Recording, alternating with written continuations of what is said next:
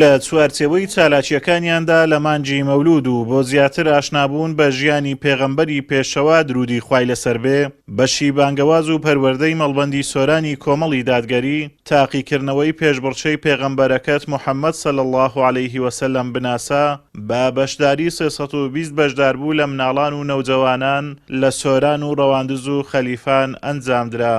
ئامانج لەو پێشبڕچەی ئەوەیە زیاتر ناسینی پێغەمبەر عەلەیهی سەڵات وەسەلام بنەوەی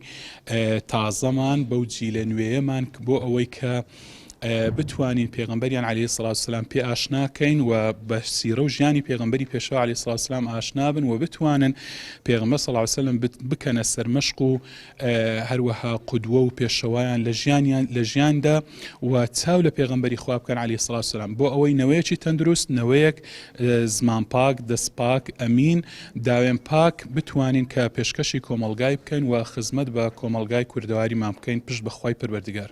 ئەمە شتێکی زۆر باش بوو بۆ ئەو مناڵانە ئەو پرۆژەیانی هەتا تەمەنی 16 ساڵی کە بەشداریان کردیا پێم وایە ئەمە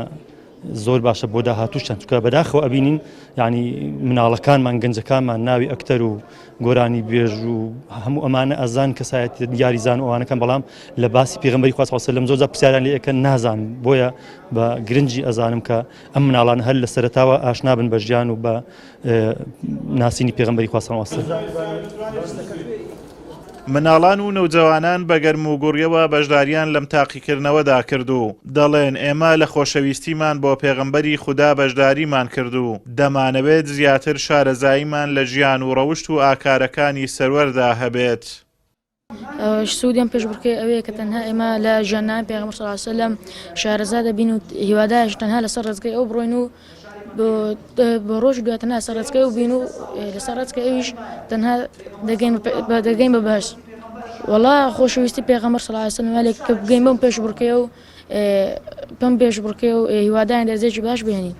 وەڵا داواکارینەوە یەکەم زۆر پێشبڕکانە داهاتوودا دایم بەردەوام بێت و پەیرێژی زۆر بەخۆی بێت. لە خۆشەویستیمان بە پێغەمبەر صلی الله علیه وسلم بەشداریمان کردووە لەم پێشبڕچێەوە و منداڵان نەوجەوان بۆ ئەوەی زانیاریان زیاتر بێت لە ژیانی پێغەمبەر صلی الله علیه وسلم بەشداریان کردووە. وڵا سوودێکی زۆرمان لێبینەوە، هیوادارین ئەم پرۆژانە بەشدار بن خەستەن بۆ ئێمەی مناڵ بەهۆی ئەم پرۆژانە